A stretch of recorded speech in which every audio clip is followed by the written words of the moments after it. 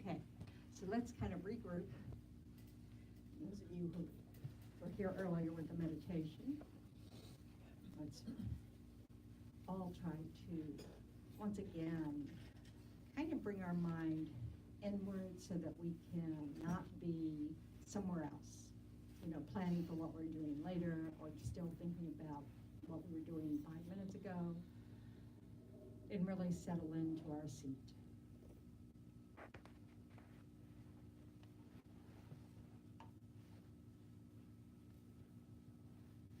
So one way to do that is to bring your attention to your body sitting here. Perhaps noticing the temperature of the room,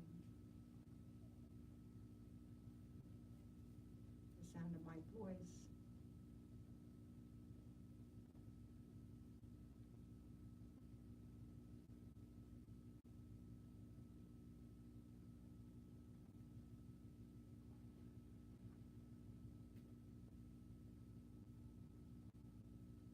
So now try to remember the reason that you came here this morning.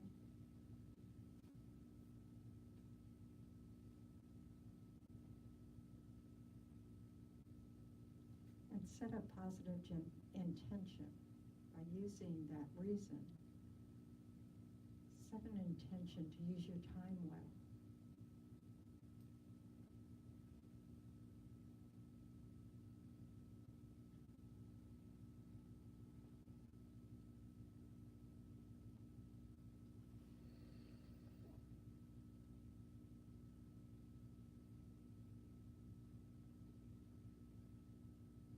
Combine this with the wish that it not just benefit yourself, but that it ripples out to benefit others around you.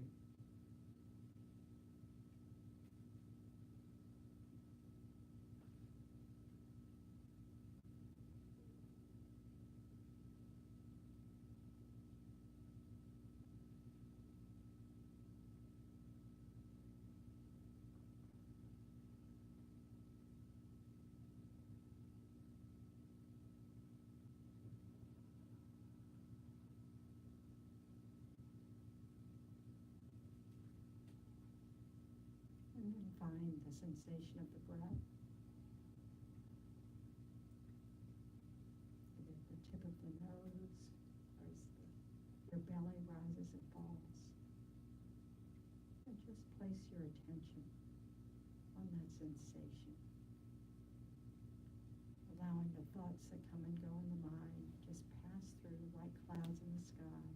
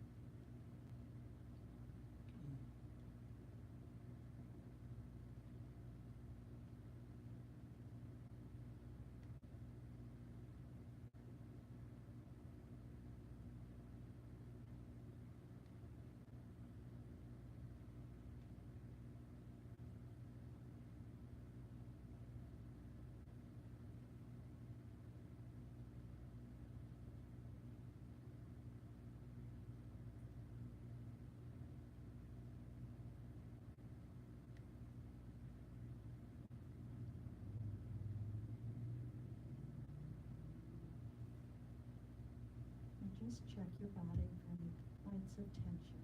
Notice if you've got your face tight. Try to relax the area around your eyes, your mouth.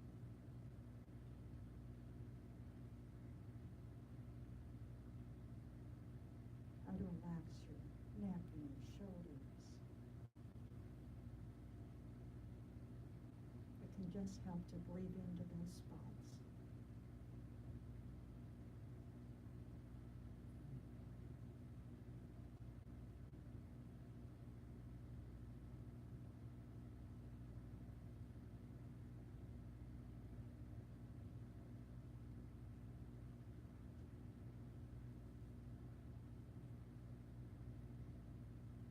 And now let's expand our motivation by reciting the four immeasurables. So try to find a gold prayer book or share a gold prayer book. And turn to page 34.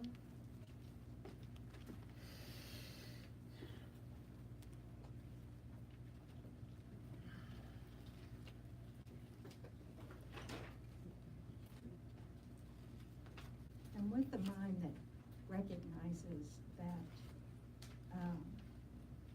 we're not alone in this existence, the only ones having problems or difficulties or even successes. But just like us, every single being seeks happiness. So let's recite these. May all sentient beings have happiness and the causes of happiness. May all sentient beings be free from suffering and the causes of suffering. May all sentient beings be inseparable from the happiness that is free from suffering. May all sentient beings abide in equanimity, free from attachment for friends and hatred for enemies.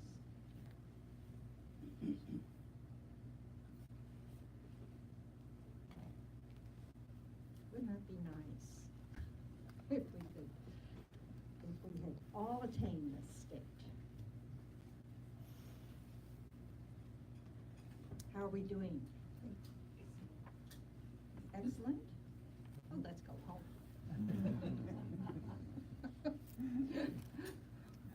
But please leave your secrets in there. I will. More chocolate. More chocolate. Gotta be. So. Good morning. All right, so it's a new year. Yes. It's 2019. Anybody else I get shocked every year. It's like, really? Really? I remember when I was little thinking in the year 2000 I'll be 45. And that was like impossible to imagine being there. And it's 2019. Eek. So. The older you get, the quicker it goes. It's unbelievable. My mom always told me that, and it is true.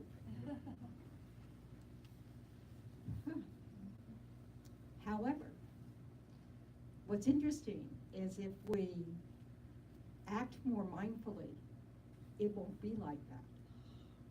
It's really interesting how the more we experience every moment, the more time we have.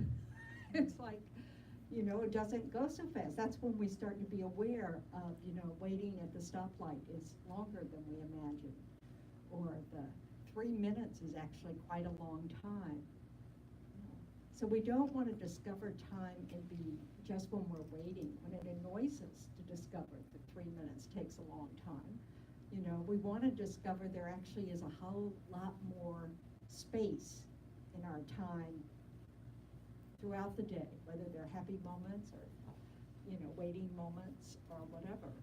And that we miss them because we're not being mindful, because we're caught up in thinking about our lives as opposed to living our lives.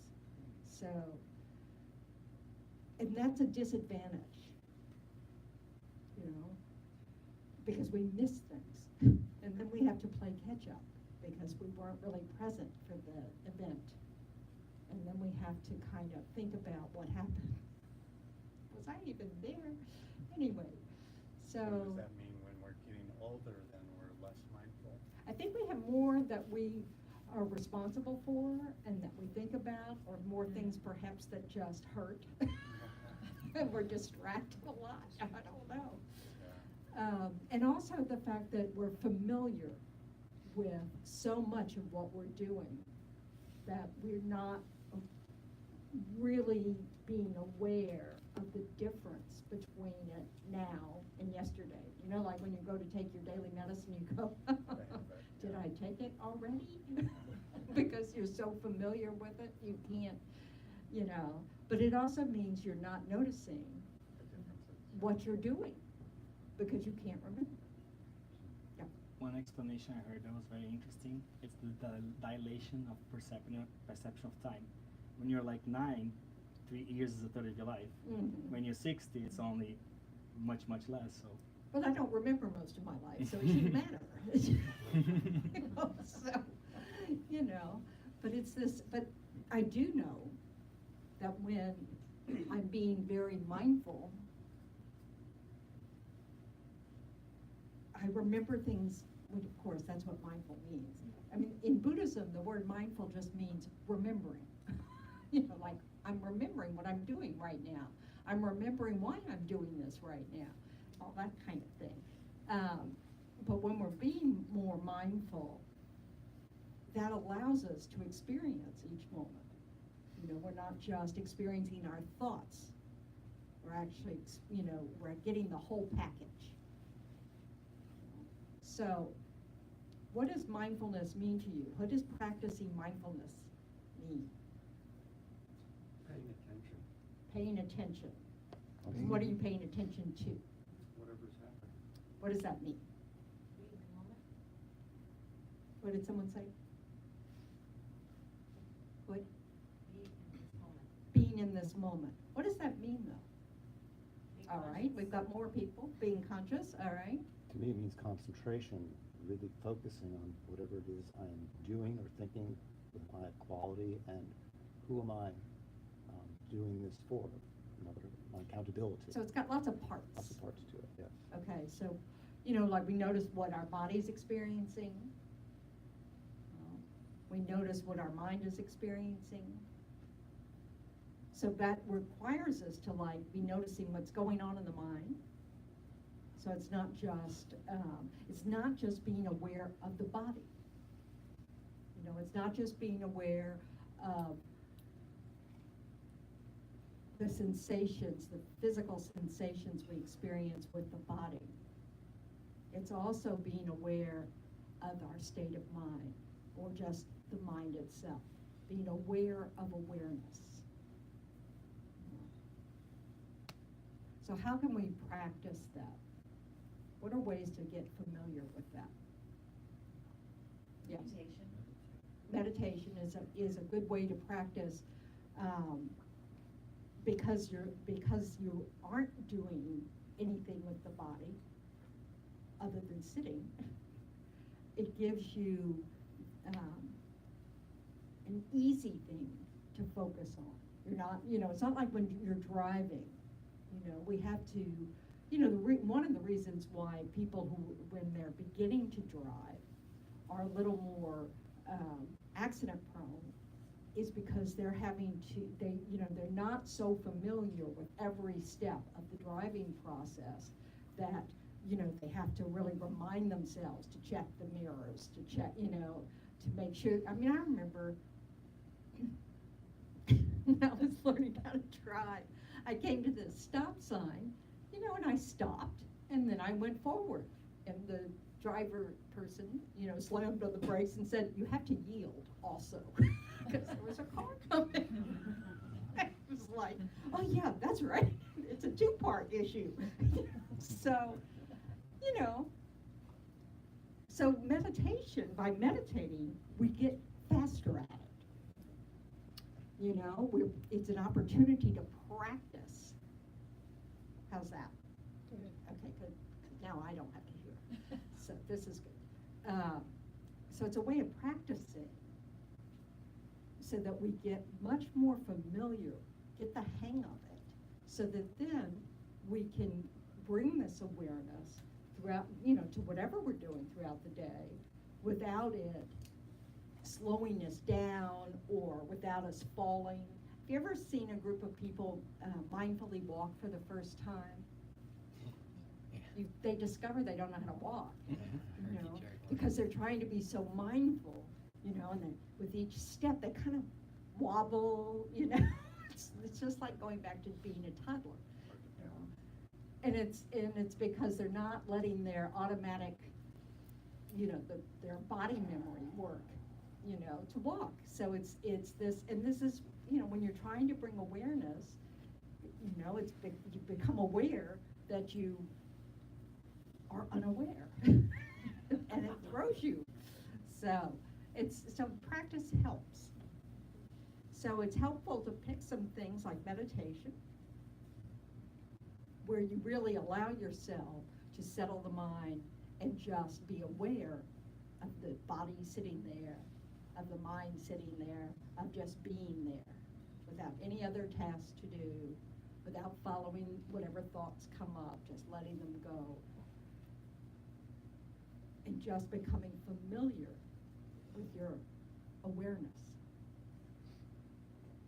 But it's also helpful to pick other tasks that involve doing something with the body, because that helps you become familiar with being aware of your mind, you know, while your body's doing something. So, as I've mentioned before, I use brushing my teeth as one of my daily, you know, a couple of times a day mindfulness meditation practices, because I have an electric toothbrush and the brush head matches my tooth. And so I tell myself I can move the toothbrush as long as I'm aware of where it's been. So it's like, you know, when I catch myself thinking about other things, I have to, oh, what tooth am I on? You know, and go back to it. So I've actually gotten very, very mindful about brushing my teeth. And so, you know, so I can keep my attention on it. And it also tells me when I'm not able to do it, how scattered I am, you know, and it helps me go, okay, what's going on here? You know, you are out of control. You can't even brush your teeth mindfully. So, but the advantage is it's something that I'm going to do anyway. I'm not adding something extra to my day. None of us have any time to add anything extra to the day. So it's something I already do, and it's something I do, you know, at least twice a day. So, you know, that makes it easy. What you discover when you allow yourself these kinds of experiences is how restful they are. When you're not chasing your worries, it's restorative. You know, if you just allow yourself to do things without thinking about every other thing in your life at the same time, your mind can rest. And it's our mind that gets exhausted. You know, most of us are not athletes all day long. We're not physically working hard. Some of us may be, but most of us have sedentary jobs. You know, so it's not like we're wearing ourselves out physically, yet we can be incredibly exhausted at the end of the day. That's the mind. So the more we practice not being scattered, we'll discover we have more energy. Is it a good idea to start with other people? No. And paying attention then? No. No? It's about trying to be focused periodically through the day to become familiar with that focus. So some people use, you know, like some people are very good about drinking water throughout their day. So they make that their mindfulness thing. So that when they are getting a glass of water, drinking the glass of water, that's all they're doing. Some people, Thich Nhat Hanh uses his staircase in his residence. So every time he goes up or down the stairs, I mean, this may not be true now, he had a stroke, but you know, for years it was his staircase. It's very handy, I find, to use your front door so that you can set an intention. Okay, I'm leaving to go to work. I want to do this. I'm rejoicing that I have a job. I have the opportunity to help others. It's a really good way to be able to bring two things together of setting intention for the next activity, you know, through the awareness of, oh, I'm leaving this room and going into whatever. So like if it's your front door, I'm going outside or I'm coming inside. And it's so important to correct our motivation, so to speak, like when we return home from work, you know, before we enter our home with the people we love, you know, so that we're not bringing all that work energy home with us. So this, it's just about, you know, if we set these little cues to work with our mind, it becomes habitual, you know, and then that way we just find that we're more aware all day long and we're more rested because we're not spending all of our energy worrying about what's going to happen next or what happened yesterday or last year or 17 years ago or whatever we're obsessing on at the time, you know, so that we can just use our energy for what's going on now. And that's a much more efficient use of energy. But it really, it's easy to learn how to do it if you practice. It is not easy to just try to do it on the spot. You know, it takes some practice. Now, what's so wonderful is that as you become more familiar with it, then when things are going on and you realize you're being caught by something, you know, you're getting stressed, you know, that allows you, because you notice it, first of all, you're aware of it, but it allows you to use mindfulness at that moment as a way to settle and to restore your energy. You know, even if it's as simple as, oh, I'm breathing. I'm still breathing. It can't be that bad. I'm still breathing. No one's putting me on a ventilator. This is good, you know. That, you know, trying to find things to get hooked onto that are not stressful. Like, I'm still breathing. And being aware that we have choices in those moments of like, okay, like, I went through a period of time where I started to have like panic attacks. You know, they were fairly mild, I guess, because I was able to get them under control. But you know, so when I was going through it, it was just sort of like this, you know, I just kept having to remind myself, okay, you don't have to do anything to make it worse. It will pass. It will pass. Because I did all this, I mean, because being the kind of person I am, when it first started, I went to some doctor and said, look, my mom had a heart attack at 54. I want to know, you know, is there a problem here? So got it all checked out. No, there wasn't a problem. It was all in my mind. And so then I had that information and made it really easy to kind of go, okay, this is in your mind, you know, so wait, because the mind, you know, it'll change. It'll slow down. Yeah, you know, so a year or two later, you know, I don't have them at all anymore. But it, you know, it took a while. Who knows what triggered it? I don't care what triggered it. I'm just glad they stopped. So, but it's having access to tools in those moments to remind yourself, to ground yourself in this moment, as opposed to bringing in the 3 billion other moments that we think might be relevant. You know, oh, but, you know, this is what could happen. So we really want to look at our habits of mind. And we can only do that the more that we give ourselves the space to see what's happening in the mind. You know? So when you practice things like mindfully brushing your teeth, you'll start to see patterns of thought. You know, you'll see where your mind wants to go. That's just your habit. You know, we can learn how to follow that habit. But we have to give ourselves, like meditation, that's what's useful about meditation, is trying to just, it depends on the type of meditation. But if you're doing a settling of the mind or a concentration meditation, it becomes quite obvious when we're super scattered in the mind, because we can't quite do it. You know, we just keep getting pulled here and there and da da da. But with practice, we kind of learn how, because we're learning to ignore the energy that is pulling us to follow our stories. Does that make sense? What kind of stories pull us? Every story. Yes, I would agree with that. No, we tend to be attracted to negative stories for some reason, stories that. A lot of people are attracted to the negative stories or to the worries. Yeah. You know, it's like, it's like we think, you know, it's like that, you know, like, oh, I'll bring my umbrella and then it won't rain. You know, if I worry about it, it won't happen. Like that works, you know, but we have some belief. We need to recognize that the fact that we keep doing it means there's something that we think it does for us, you know? And what we need to discover is we're probably wrong.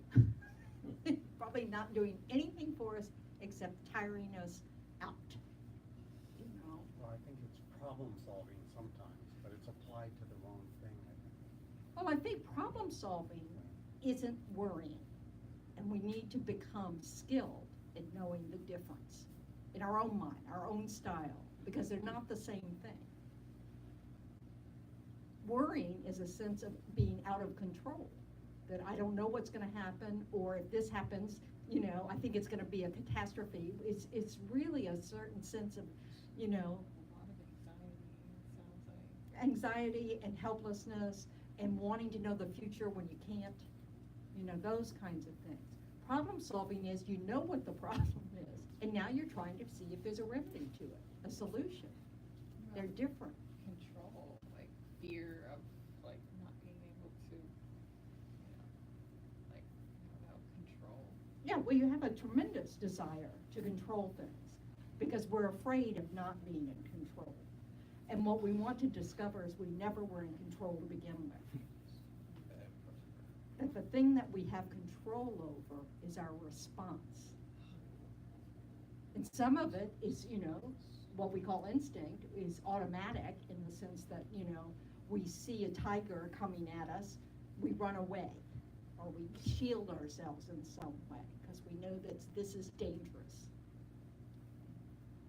What we need to do is understand that our habit of worrying, which may seem to protect us, is not protecting us. It is exhausting us. Problem solving can help us. Worrying doesn't. It gets in the way. It gets in the way of problem solving. You know, it's not that we don't want to notice what our fears are. You know, we want to be able to recognize them. You know, so if you know that you have a fear, you know, of not being in control, then when that hook gets, you know, you can kind of let it go because you're not in control. This is really, you know, it's about facing that just because we want to be in control, grasping after a control we don't have does nothing. It just makes us tired. It's not going to accomplish a thing. It'll end up being disappointing. So, yes. I'm sorry, I think it's like, you're trying to prevent whatever you think may happen because you don't want that pain. Right. And then, because, yeah, you can be responsive, but if you could avoid that. That's aggravating. problem solving. See, that's the distinctions we want to get at. You know, we want to recognize when we're thinking about something in order to avoid it. If there's something we don't want to have happen, can we avoid it? That's problem solving. It's when we cannot avoid it, when we recognize, oh, nothing I can do about it. That bill's gonna come in the mail no matter, and I'm gonna be responsible for that bill no matter what, okay? So we can't avoid it, there's no remedy to that. But then we obsess over it. Oh, I wish I hadn't done this. And we go back and forth with, you know, whatever that doesn't change the situation at all. You know, might just beat ourselves up over some past decision that was made, you know, whatever. Or pretend that, you know, oh, I wish I hadn't done, you know, those don't help. Those are not problem solving. They are a waste of mental energy. But it's really relative. It's a question. Of course it's relative. Attitude. What do we see as solvable, and what do we see as, you know, something that we can do nothing about it. And most things In my case, it always seems I can do something about it, so I'm just in a vicious Yeah, well, circle. but you may be lying to yourself. But I mean, how do I know, you know? You look. You know, this is where we have to recognize when we're lying to ourselves. When we think we can control our children, when we think we can control the weather, when we think we can control whether our car is going to work today or not, or whether you're going to get a flat tire or not, or whether or not you're going to go to the doctor and they're going to go, I'm sorry, you have high cholesterol, you're going to have to quit eating this or that, you know, all of these things that happen, arise, blah, blah, blah, you know, that we really need to be able to look and go, I really don't have control over that, you know, so I can, you know, I can choose how I'm going to respond to that. It seems like it's all about us, the I, and having the attachment to have a situation turn out the way that we, the I, wants it to. Yeah, and that's a large part of what we can discover is underneath this energy. Some of it's fear, that just fear of I don't like not being in control. And then underneath that, it's often because I want this to happen. It's not that really what's happening is some big deal. It's more that it's not what you want. You know, we get caught by that. You know, it's sort of like, and we grasp after what we want instead of what's happening. Is that a separate thing for setting yourself up to almost not be happy? Like, is that separate from worrying, having those expectations? Well, there's expectations, which in some ways is worrying in advance. Sure. We worry. You know, it's, you know, or you could call it wishing. So, you know, we have to look at, yes, I mean, these are all parts, and we have to be able to start to parse them out and be able to go, okay, this part I have some control over, you know, by usually letting go. I just let go of wanting this outcome, I will be happier, you know. Then there might be another part, okay, maybe if I watch my diet, you know, and actually do what the doctor tells me to do, I won't have to take these medicines, you know. Now, it may not work out that way, but, you know, it might. It's this idea that we can control the outcome that is part of the problem with the way we think. Because you can do everything right, you know, like we all know it physically. You can take care of your body really well. You can do all the things that they recommend you do. Good luck with that. You know, take care of your mind so that you don't stress out, you know, all this kind of stuff. And you'll still die. I mean, that's not going to change. You know, it's like you can't change that outcome. But we get mad at ourselves or what the doctors told us or whatever if that's what happens. It's like, well, wait a minute, I've done everything right. What do you mean I'm still sick? You know, as if we can control that. Bodies fall apart. They fall apart whether you're a newborn, you know, or 112. You know, this is something that we actually can rely on. So we can control our response to It's our these things? response that we can control. We can freak out or not. We can respond with a loving, kind attitude or not. You know, we can, you know, when we discover that, oh, I've got this condition now that's not going to allow me to do something I really enjoy doing, we can have compassion for ourselves. You know, and say, oh, I'm disappointed. And this is the state of the world. I'm not alone in this. Everybody's facing these kinds of news. And isn't that too bad?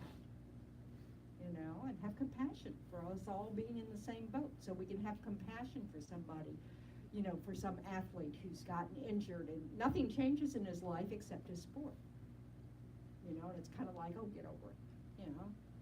No, you can have compassion, because you know how that feels when suddenly you can't do something. It might be something smaller, you know, like, no, I can no longer lift a box with a mattress in it, which I did yesterday. It was a really amusing experience, you know? And then, you know, you open this box and you have this wrapped up mattress, and it says, use caution when opening the tape because its contents are under pressure. And I'm going, okay, but tell me what I'm supposed to do about that. I mean, I still have to open it. Am I supposed to stand this side or this side? I'm just staring at it going, am I just supposed to pray? I mean, I don't know what they were, no other instructions, you know? And so I do take the tape off and nothing kind of happens. I think, oh, this is cool. And then, whoa, it starts to grow. And it's upside down. Oh, the whole thing is just hilarious. So, but it wasn't hilarious because I was by myself. So I was, you know, wasn't having nearly as much fun as if y'all had been there and y'all could laugh. Because it was just really funny. But anyway, but this is the thing. We have to be, the more I keep saying we have to be. We don't have to be anything. We can keep on going, you know. But if we want to reduce the way we stir up the pot, you know, it's like if we want to find that stillness that's underneath all the stuff going at the surface of the mind, you know, all the worries, all the fretting, all the excitement, all the whatever, you know, we need to recognize that we stir it up with our worries, with our wanting to control things that we can't control, you know. And so if we stop that, we will find that calmness, that peace within more easily, because we're not so busy stirring the pot. You know, we can let things settle down and then choose our responses. You know, problem solve if that's appropriate. Let go if that's appropriate. Recognize, oh, I'm not going to get my way, you know? Okay, I can keep making myself really upset about that, or I can just let it go. But we need to be aware of the way we're thinking, you know, whether we're trying to manipulate things to get control, whether we're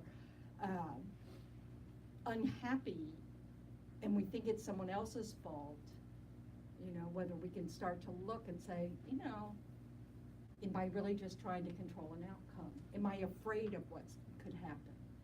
You know, if I tell my partner, you know, what I really need for support, you know, they might leave. So I just don't communicate. Which doesn't, they leave anyway. I know this, personal experience, you know. So it's this recognition that pretending we have control when we don't doesn't help. And then worrying about the fact that we don't have control doesn't help. Yeah. And yet. Nothing is achieved without repeated effort, directed in the same direction. Yes, like with your mind. But isn't it the same with the, you know, other situations? No. Because you can do the repeated thing in one direction and still not get anywhere. And that's karma. You know, but with your mind, you know, if you practice with your mind of going, I don't need to be in control of everything that happens. I don't need to worry about having control over everything that happens. I don't need to be afraid of everything that might happen, you know, in advance. I always called fear, you know, what? Future emotions acting in advance of reality. You know? That when you need, you know, so it's, but it's, again, it's, yes, we have to repeat, practice, repeat, until we become familiar, you know. So yes, that is true.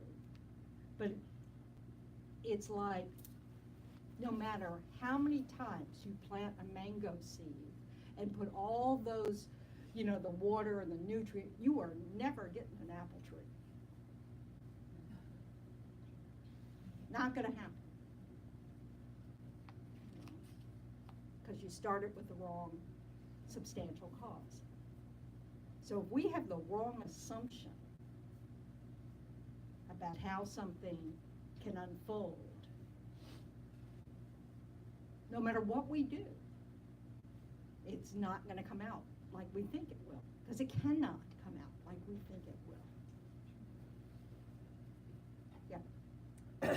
As far as that's concerned, I'd just like to point out that if you ever notice that most of your problems come from your ideas about something, especially spiritual ones, you know, enlightenment, so to speak.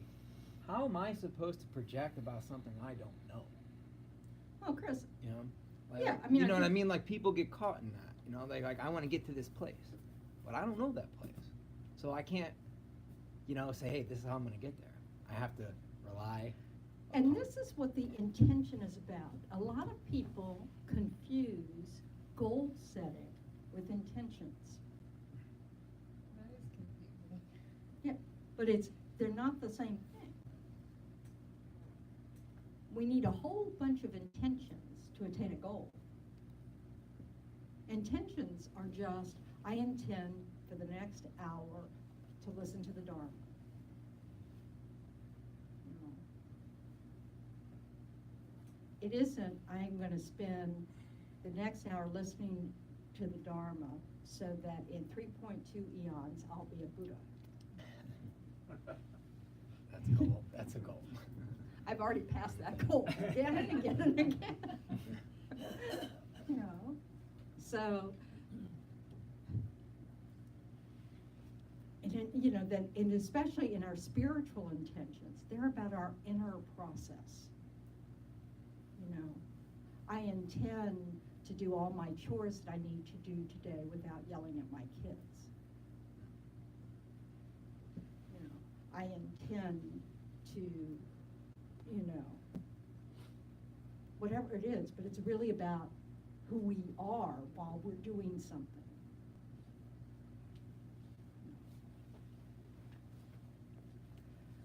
And even when we, you know, like we intend to go to school in order to gain some skills, in order to be able to get a job, you do need to do those things. You know, if the job requires a certain degree, you know, you need to get that degree to get that job. It just doesn't mean that even if you get that degree, you'll automatically get a job. I mean, that doesn't work, does it? And a lot of people get degrees, and what is it? Most people don't even work. I mean, nowhere close to the field that they got their degree in. I mean, you know, so because things don't quite work out like that. Plus, we don't stay the same. So, it's understanding that our intentions and what's accomplished are not, you know, the same, especially when it involves externals. We can accomplish not yelling at our kids all day. It just doesn't say anything about whether they're happy to have that. That at the end of the day, they're going to say thank you. And probably won't happen. So, Does it matter? no, of course it doesn't matter, unless we're hoping for that. Unless that's really our intention, is to get my kids to appreciate me. If that's your intention, guess what? You don't have control over them. You know, this is what we need to really get, is all we can do is our side. If our happiness is dependent on someone else, good luck with that. Because we don't have any control over someone else. You know, we can use a gun and make people do what we tell them to do. But even then they might refuse. And then you have a choice. To shoot them or not. Yes. Are you going to follow through on your threat? Exactly. I mean, parents learn this, don't they? You know, you threaten your kid with certain punishments, and then if you don't follow through, guess what? They aren't going to be listening to that threat anymore. Because, you know, we catch on. So this is the thing. Yes. Oh, sorry. So is it a matter of just doing like the work and letting go of like the results, like That's a- whatever prep, like if you wanted to get a job and required a certain certification, you get your certification, you go for it, but if you're fixated on, I'm going to get that job because I have my certification, then that's like a losing battle. Well, that's where we set ourselves up to suffer. Because we don't have control over the job market, we don't have control over this and that. All we can do is our side. And then according to the Buddha, the results of our actions, the experience that we have at the end of those is determined, by our karma, that we've created so our past lives have something to do with it. So that even implies even less control than we thought. But the irony is, by understanding cause and effect, we're learning how we actually can have control in the future, which just means that we can do actions of body, speech, and mind that are going to result in happiness, as opposed to doing body, speech, and mind actions that result in suffering. Because according to the Buddha, our inability to find a job, or our inability to have people take us seriously, or are the results of past negative actions. That perhaps we stole a job from somebody else.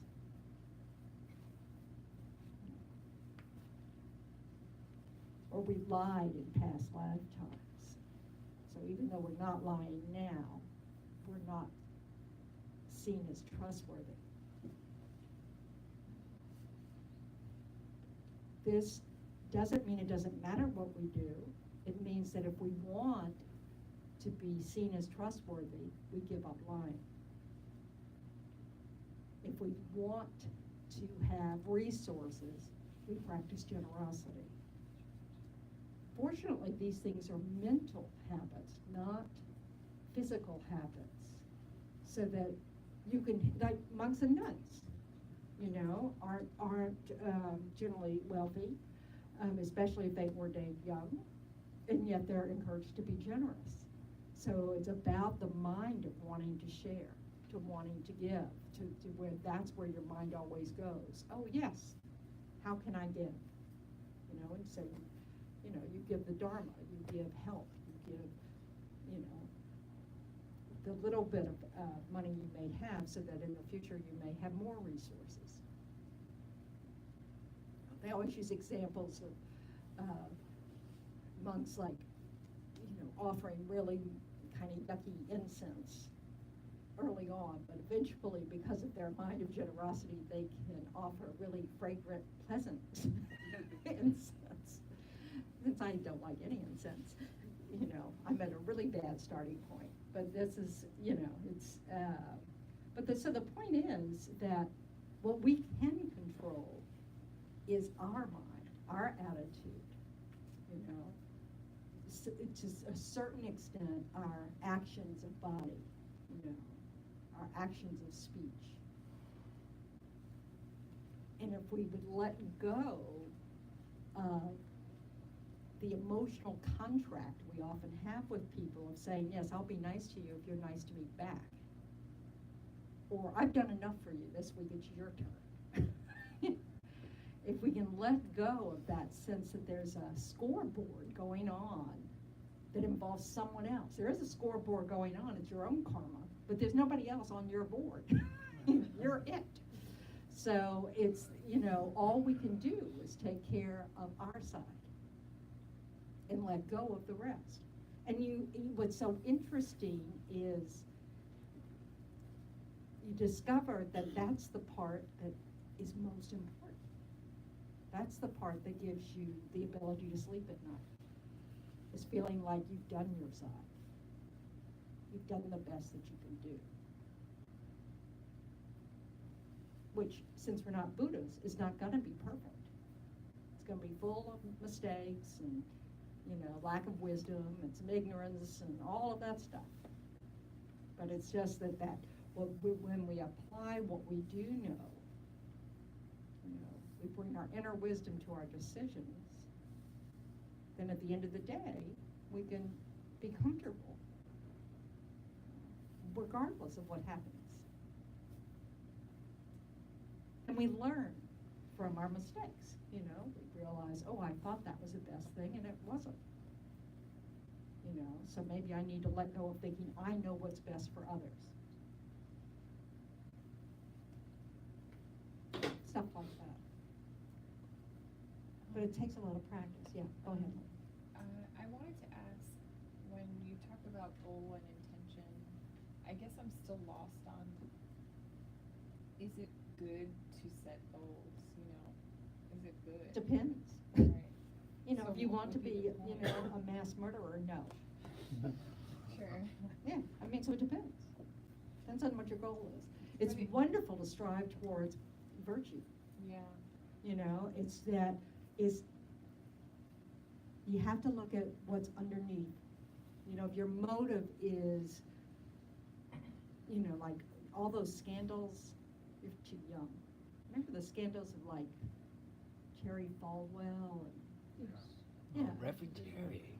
you know, of, Gold sinks.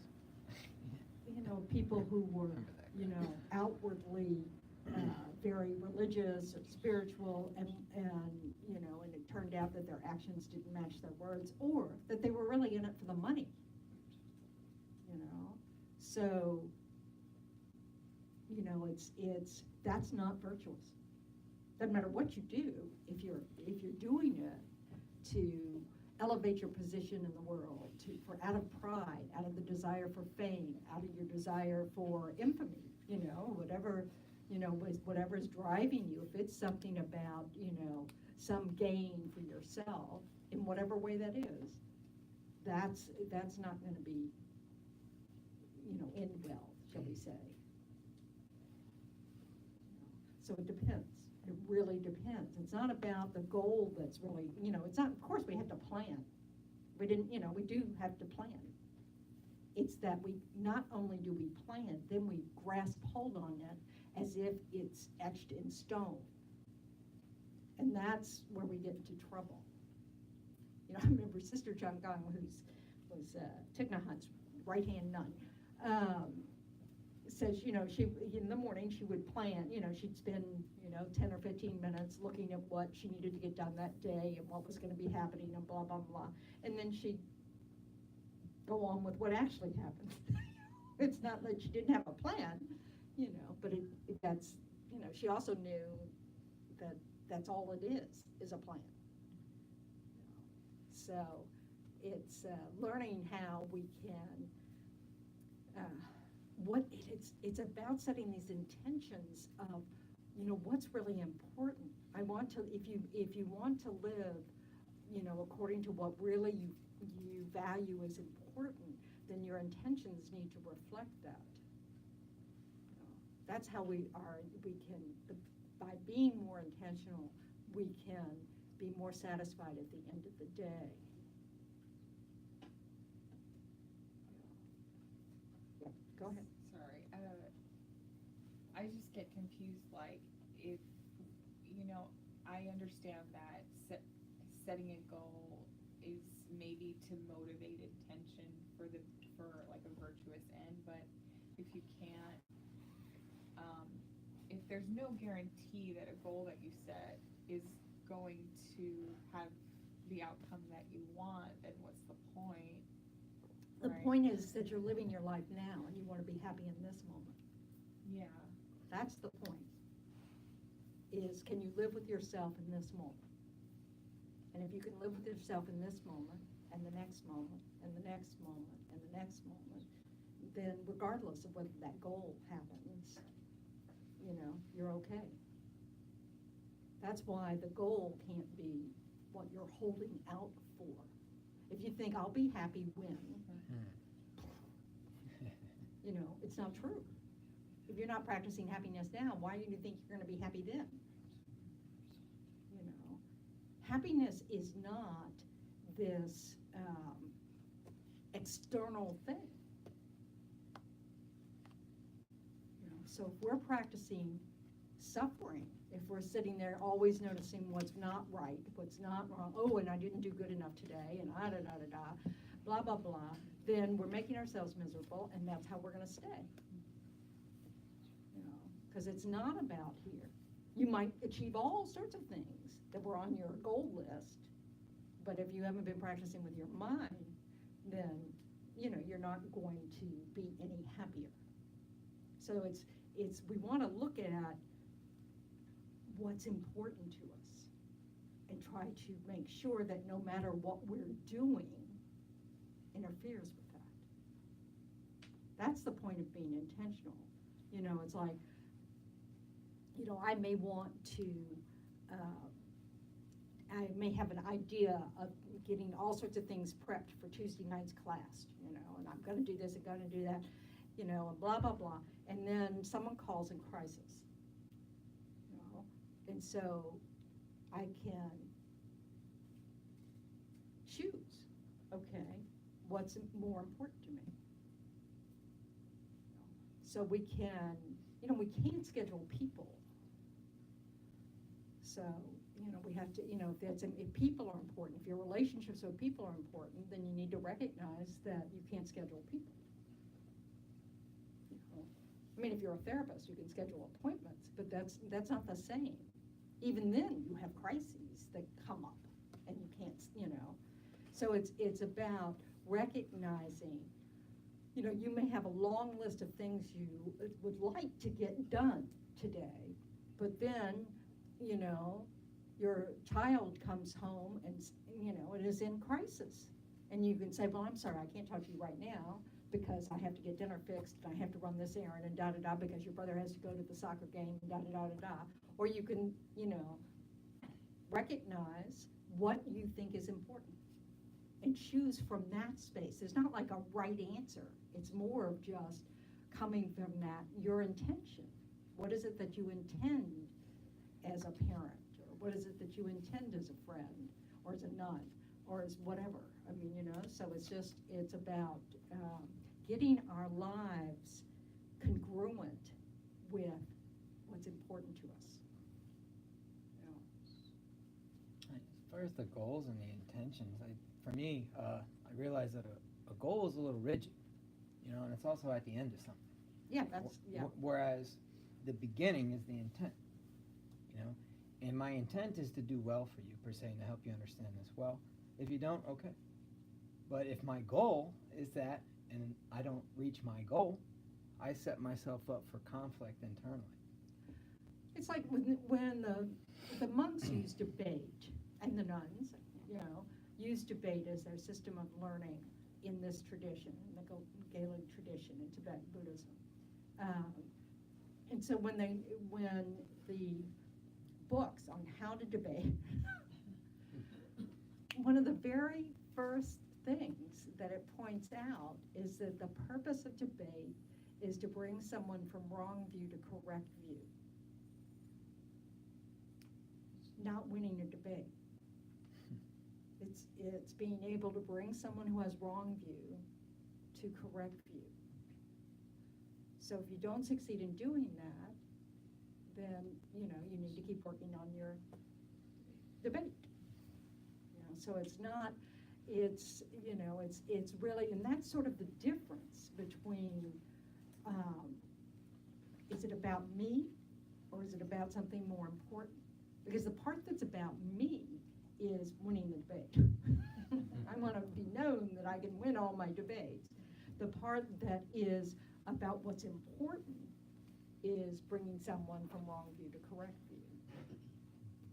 You know. Now, of course, we live in a society that say, oh, but who decides? It's correct view, you know. So yeah, you can get bogged down in that, but it's not really the point. You know, the idea is really understanding what is it that you seek, you know, and is what you're seeking going to result in happiness or suffering? And then that's when you look at your expectations, because that's when you start, you know, okay, why do I want this? What's underneath it? What do I think will happen if I get this? All that kind of stuff. So we can really have an honest perspective on why it is we're seeking something. And then it's always helpful, you know, I know it's not popular, but to, you know, kind of go, okay, if I'm dying, if I'm on my deathbed and I'm looking back, am I gonna be happy I made this choice or not? You know, a lot of people I know use, if His Holiness the Dalai Lama was standing here, would I say this? Would I act this way? Oh, you know, it's about, you know, how do we self-monitor what we're doing? And the Buddha just said, happiness does not come from self-cherishing. Happiness comes from being, you know, other-cherishing. So we can look at our lives and see what we've been guided by and how is it working for us.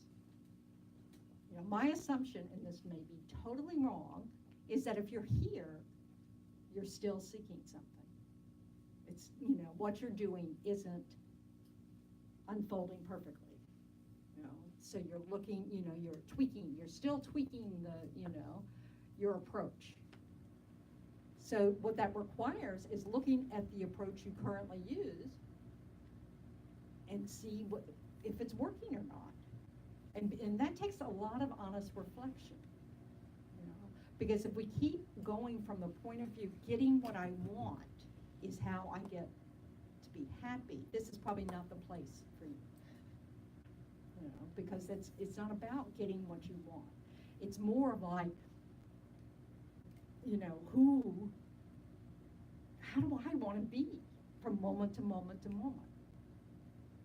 Because that's where our happiness really comes from. You know, that sense of peacefulness.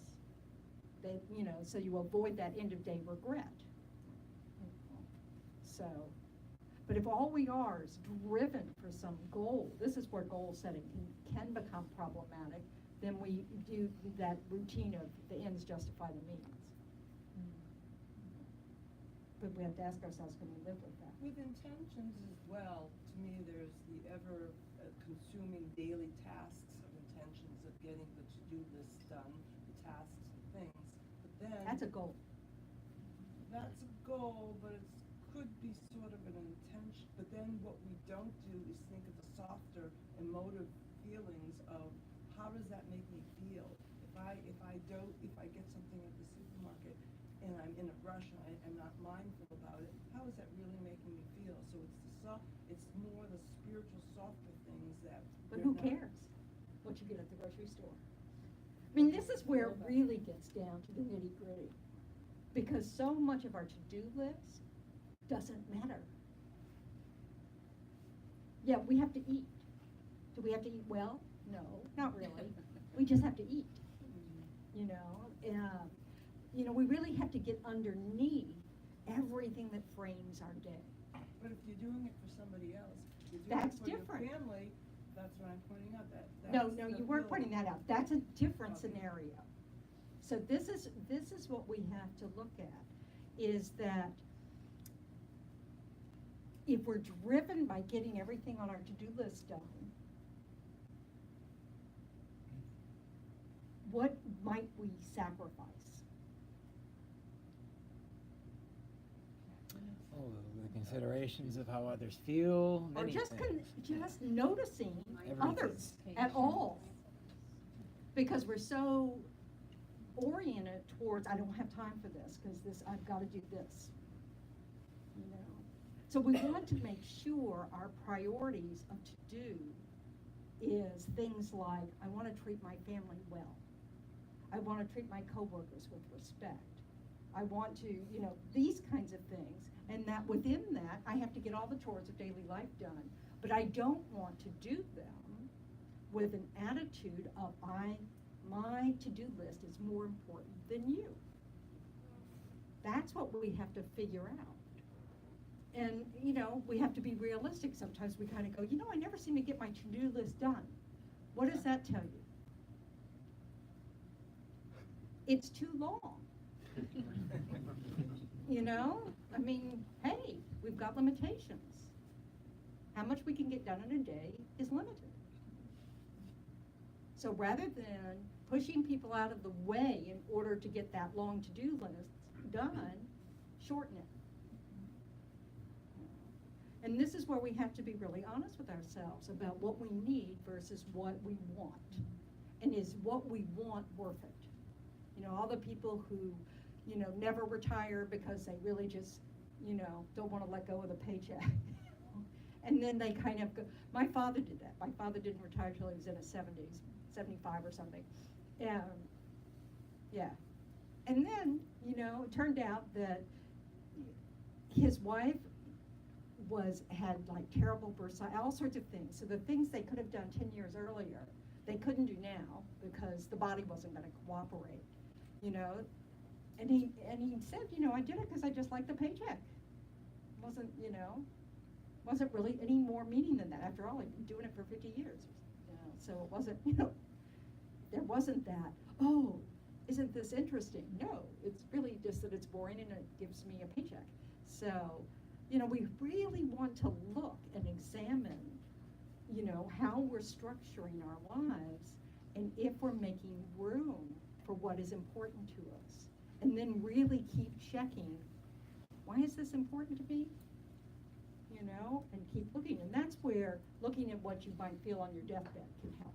It's just sort of like when you look back and, you know, you know, what do you want to be able to say about yourself, or what do you think your friends will say about you, or whatever.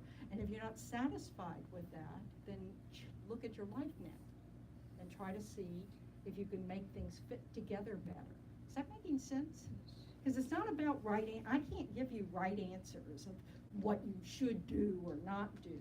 It's more of reaching in, using your own inner wisdom about what's important, you know. And it's like, the outcome is almost never as important as the process.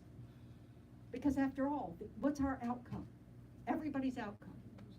We're going to die. We're going to be on that deathbed, and then we're going to be dead. You know, that's the actual outcome. And there's nothing wrong with it. So the process is much more important than the outcome. You know, so how do we want to feel at that moment of death? Where we can kind of go, oh, yeah, I really wish I'd been a nicer person. So, it's hard. Because our to-do lists are pretty long. You know? And we really have to see our priorities, and because not everybody gets the priorities. You know, it's not like you can explain your priorities to your children. I'm sorry, dear, but we're going to do without this and this and this and this and this, so I have more time to spend with you. You know, that might work if you prepared them for that kind of mind. Yeah. But when they're two, they're probably not going to understand that. So. One of the most mindful things I've discovered I really have to pay attention to is my time. It's been my nature to be attracted to shiny things. So when the internet became a thing, it was like, woo, and then social media, forget about it, and then Netflix, oh my God, any movie? Yeah. You know, it actually bordered on insanity, the way I was. Oh, you're so unusual, right? I know. Can we Nobody speak- else does that, Ralph, I can only ever. speak about Yeah. me. So there came then a real, you know, come to Buddha moment when I had to say, all right, what's important to me and how I'm spending my time. Because I don't have time to read, I swear I don't. I don't have time to get these things done, I swear I don't. But I certainly had time for all these other distractions, and cutting them out But it- completely, it was like, Painful. I know. it was. But I relate. But it's a beautiful thing. And it's just looking. It's not what it is. You know, some people enjoy reading books. Some people enjoy watching movies. You know, we all have downtime. You know, but it's just more of like, what is the trade-off? There's a limit to time. And I mean, like I always say, I've read too many murder mysteries in my life. Total waste of time. And, you know, I do have 3 on my tablet at the moment that I have not looked at.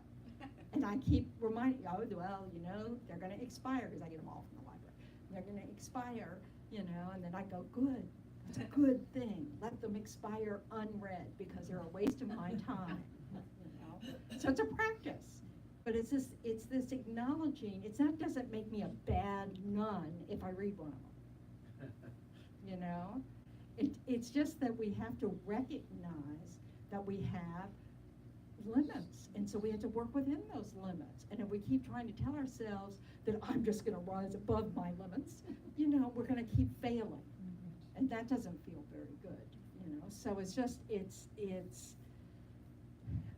but it's about, getting back to the starting point, it's about taking the time in meditation, taking the time in mindfulness, so that we develop a habit of looking. So we see what's going on in our mind, so we can recognize, oh, I'm wasting time here, and I don't have time I want to waste. You know, so we can choose better. I'm just going to not read that book. Or how many people had a rule that you had to finish a book if you started it? Maybe that was just my family. No, it was mine too. What? I read some crappy books because of that. Yeah. I mean, come on, folks. Really? You know, Crappy it's bad enough books. we had to do it in school. I mean, come on. So, you know, we just want to be, this is why you need a sense of humor. You need lots of gentleness when you look, you know, and you will see things that you go, I know this is unskillful. I am not ready to let it go. Okay. That's your choice. This is the thing, you know. We all have we gotta go at our pace. If we don't go at our pace, we will give up. Yeah. So you know what I have problems with is being mindful of other people's mindfulness. So when I see somebody doing something mindfully and they're not doing it maybe fast enough or. For you.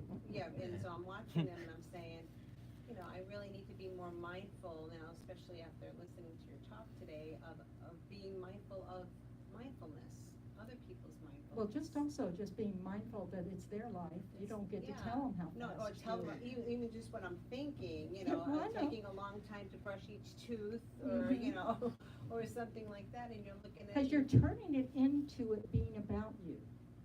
Right, I'm sorry, I don't want to wait for that. Right. Please hurry it up. and they're being mindful, you can look at it that way, and saying to yourself, you know, instead of saying, gee, they're just, you know, getting overdoing something, or just taking too much So time the first thing you can do is look at your own mind and go, wow, I am so judgmental.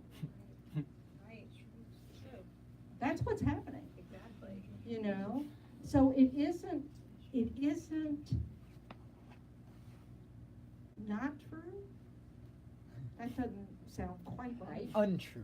It is not untrue There you go. that, Sound that. you know, people have limited times, like to get ready for school, you know, to get ready for work, all those things. It's not that. And if you're in charge of someone getting, you know, it's your responsibility to get to school on time, then, you know, there's some negotiating that needs to go on.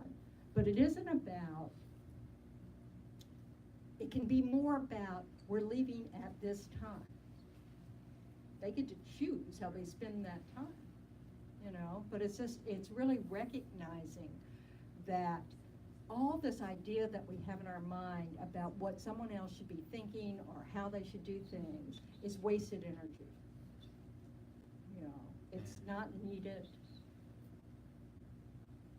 Or if they're not multitasking enough, or someone just, you know, really just concentrating on one thing at a time, and you're used to being, you know, being more of a multitasker, just having the, you know, or just understanding that other people do things at their own pace, having more patience. Having more patience and also recognizing you're not always right. You know, what works for you may not work for someone else at all. Nobody's minds are the same. How we process information isn't the same. Also, we don't already do everything right. We may think we're right. It's the way we do it, it's just our way. And we may be even wrong about that. Wow, look at me multitasking. I'm not doing anything well. But I'm able to at least say, I've started this. You know, I mean, we just have to, you know, it's this, you know, recognizing how silly we are, and we need to relax. Because we're constantly going there. You know, we're judging others, we're judging ourselves. I'm not doing it fast enough. I'm not doing this right. I'm not blah, blah, blah. You know, we need to give it a break, you know? So this is that part of finding that still ocean that's underneath all that garbage. So when we're doing this with our minds, it's really benefits us to just go inward. Let me find that calm and quit listening for just a moment. You know, we don't have to promise to quit listening forever. You know, we just want to realize we're ratcheting ourselves up, or winding ourselves up. And we don't need to be doing that. That's not, or it's not probably going to help. So find our chill spot, particularly before we interact with someone else, because then we get kind of snarky. If you would only do it my way. Then you know. I have my most experiences with, driving people away. So, I know all these techniques of how to piss people off. So, Time honored. which really, I dreaded my deathbed. I don't so much anymore. So, this is good news.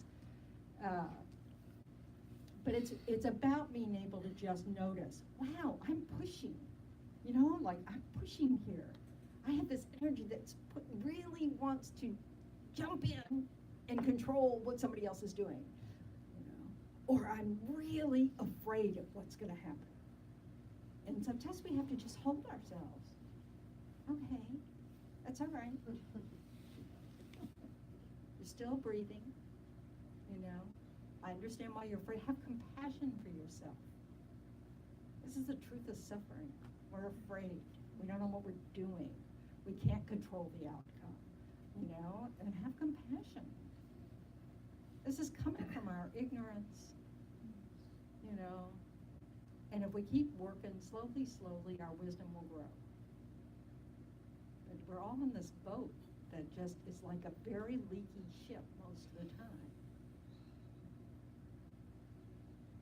But it's about keeping our inner self okay. Because the outcome, let's face it, is death. Why worry now? And if the Buddha's correct and we just get born again, the sooner we drop these habits, the better. It's like, do I really want to drag this with me to the next life? So, it's slowly.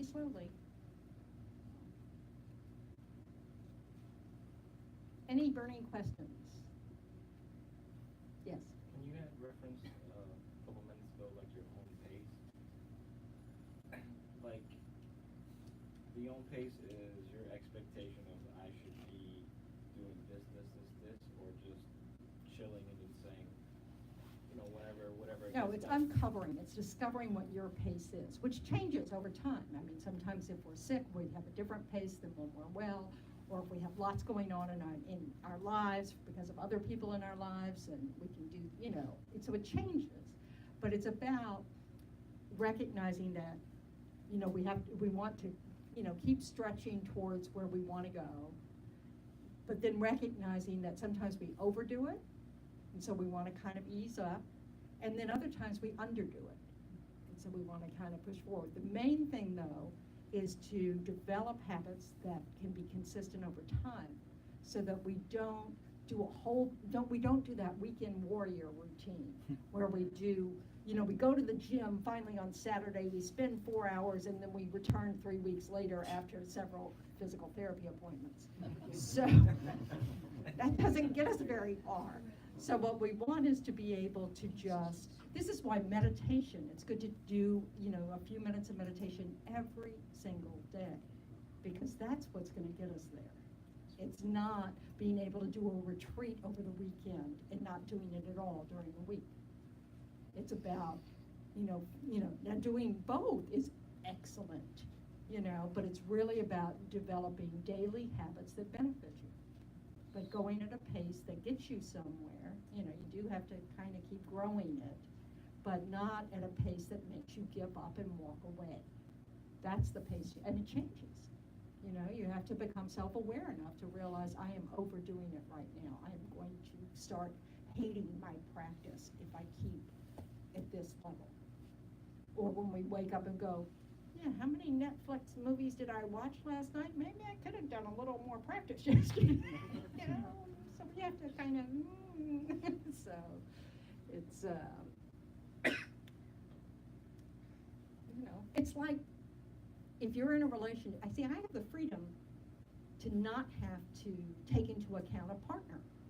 You know, I don't have to worry about that with my schedule. That's on purpose. That's the Buddha had an idea here that this would be, you know, better. So it's, you know, like if you know, you can't make decisions that say, okay, I've taken a vow to be in this relationship with this person, you know, but I'm sorry, I'm going to meditate every night for 2 hours and read for 3 hours, and I'm sorry, I can't interact with you except on Sunday mornings at 10. You know, that's called neglecting your relationship. So you have to, you know, it's, you know, you have to find your pace that way as well. So it's, I mean, you can choose to end the relationship. That's your choice also. Sometimes that's an appropriate choice, you know, but sometimes it's just a selfish choice. And you're just going to end up alone and kind of looking for the next person who, again, you're going to say, I'm sorry, but I can only meet you, you know.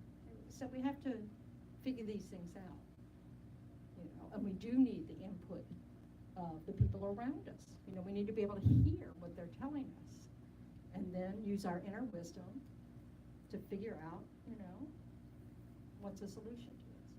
If there is one, there may not be. So, all right.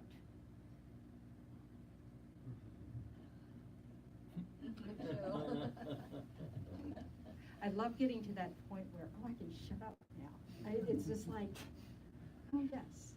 Our perception of time you were talking about, supposedly true from what Albert Einstein wrote, said he's going to do his own test about how we perceive time. He went out to a dinner with a beautiful movie star. 2 hours passed by very quickly.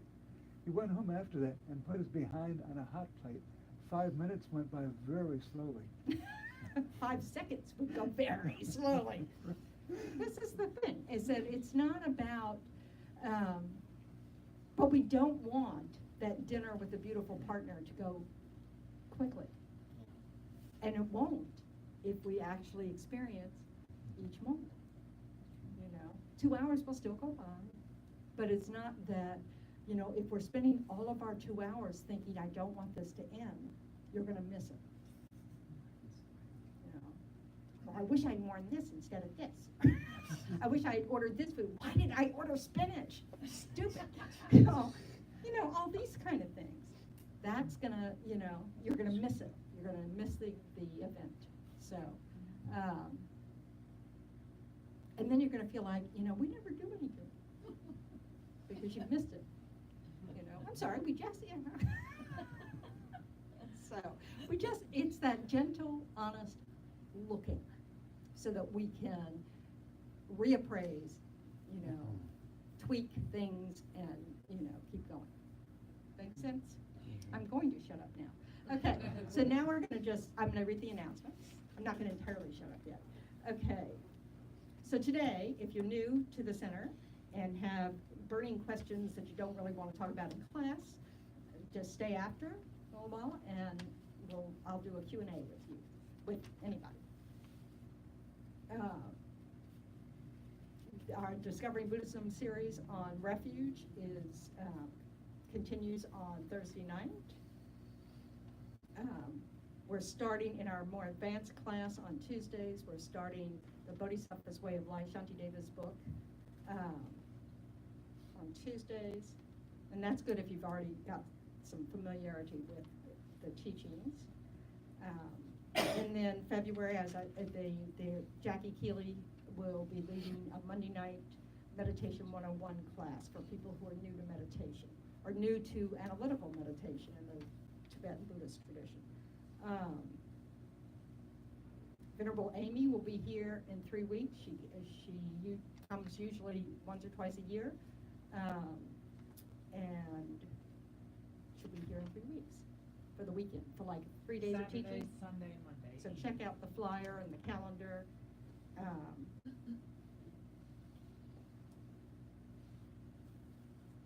Okay, I keep thinking there's something. Normie. On the 16th. Yeah. So that's not this week, it's a week from Thursday? Wednesday? It's Wednesday, that's right. I remember now. Okay, so now we want to rejoice that we've spent I'm sure it went by just like this. No, actually, I'm sure you remember every moment very painfully. But, so we want to rejoice about the fact that we spent some time on a Sunday, a gorgeous Sunday, trying to work on ourselves in order to, benefit others and be, to our loved ones, whatever. That's a very wonderful activity. So according to the Buddha, that's going to result in our happiness in the future. So we want to share that with others on some page. 246. 246.